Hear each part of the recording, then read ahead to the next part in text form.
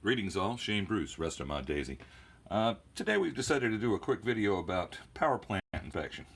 We're preparing to do another Restomod. Our candidate this time around is this Daisy model, Daisy number 111, model 40. It's a Red Ryder Carbine from Plymouth, Michigan. Had a blued original factory finish, which is in fair shape. Not great, but fair. It's a low pivot gun. And because it came with an aluminum lever, we know that this gun is a 1946, 1947 Plymouth, Michigan Red Ryder. But what we're doing is pulling power plants because that's fundamental to restoring any of these guns to a reasonable velocity.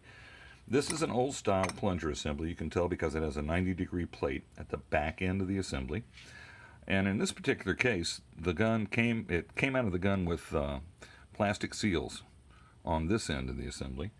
Normally you would find on a gun of this vintage leather seals and a slightly different plunger. You'll see that the compression seal is leather, the abutment seal is leather, and the compression tube itself, or air tube itself, is a piece of machined steel. Pretty nice build. Difficult in one respect to reel because you've got to remove the leather, and then you have to fabricate a leather seal because they're difficult to buy. This is a good example of what happens to these guns over time. You'll notice that the air tube end of it is pretty well chewed up. And that's as a result of banging into BBs for 60, 70, 80 years. Anyway, when I rebuild one of the guns, I use the more modern stuff. So the first thing we're going to do here is take our plunger tube assembly apart so we can look at the spring, look at the plunger, and look at the compression seals. They look pretty clean here, but we'll see what they look like when we get them out. So let's move over to our compression spring removal tool, and this is it. Now some of you guys and gals may think this is a caulk gun. Well, if it had caulk in it, you would be right, but tonight it is a compression spring removal tool. Oh, critical component, you're going to have to find yourself a big flat washer big enough to fit in the tube. You're going to need to cut a 1/2 inch wide chunk out of it. Now the reason you need that is because you're going to use the washer to drop down between the spring rings against the plunger tube assembly itself. Then you're going to insert that whole assembly into the compression spring reducer, and we're going to crank it down. So line your plunger tube up so that it's all in line, less likely to slip, and start compressing that spring. Now you'll notice at this end of the assembly, this is where the business end is. We are taking spring pressure off this pin, and this pin is what holds everything in place. So we're gonna, it can come out almost, but normally you're gonna have to use a pair of pliers to get the pin pulled. They've been in there for a while. So pull that pin out, don't lose it, pull the compression head off, and we'll move that back to the bench. But stay right where you're at. Then we're going to release the tension on the mainspring. And when that happens, you need to put your hand over the top of it because sometimes they hop around pretty bad. All right, take your washer off. Oh, that's not good. Now you can slide the compression spring off. Let's step back to the bench real quick. There's a couple things we want to take a look at on this spring.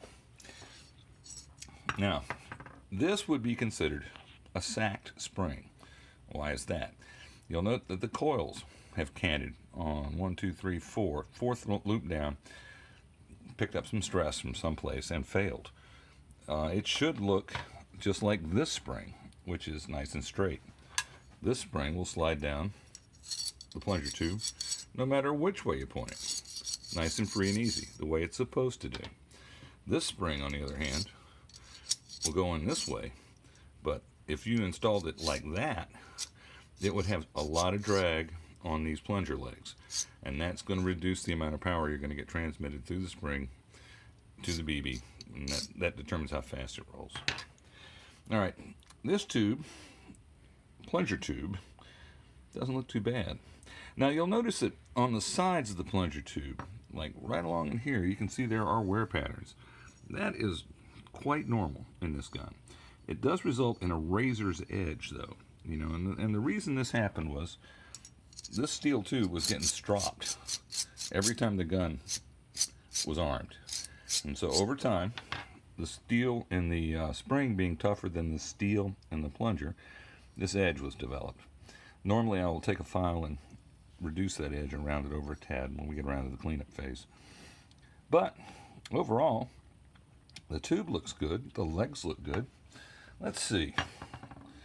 Our plunger tube fits nicely. Yeah, that's secure. This one looks better than the other one we looked at because it's not beat up and nicked. So the air tube inlet looks clean.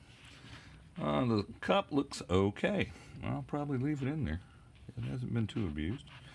And the orientation was correct when it was installed, so that's nice. Now, on these abutment washers, you'll note that there appears to be a slight bevel on the abutment washer. Some folks put them in like so that this round section nestles up against the abutment nut, which is located inside the gun. This is the metal surface that the washer places against. And some folks don't. Some folks like this way. You know, the idea being that it gets a better squeeze, gooder squeeze, gets a squeeze. I don't know. I've done it both ways and can't really see any performance difference. So, next phase after this is clean all this stuff up, locate another spring that'll work for the gun, put it back together, and move on with the next experiment, which is we're going to see if our Model 27 sliding abutment can be adapted to work a little better than it did in the last gun I built with this.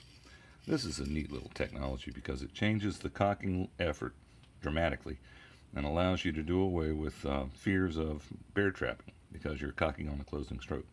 But that's another video. So this is Shane Bruce, Restomod Daisy, signing off.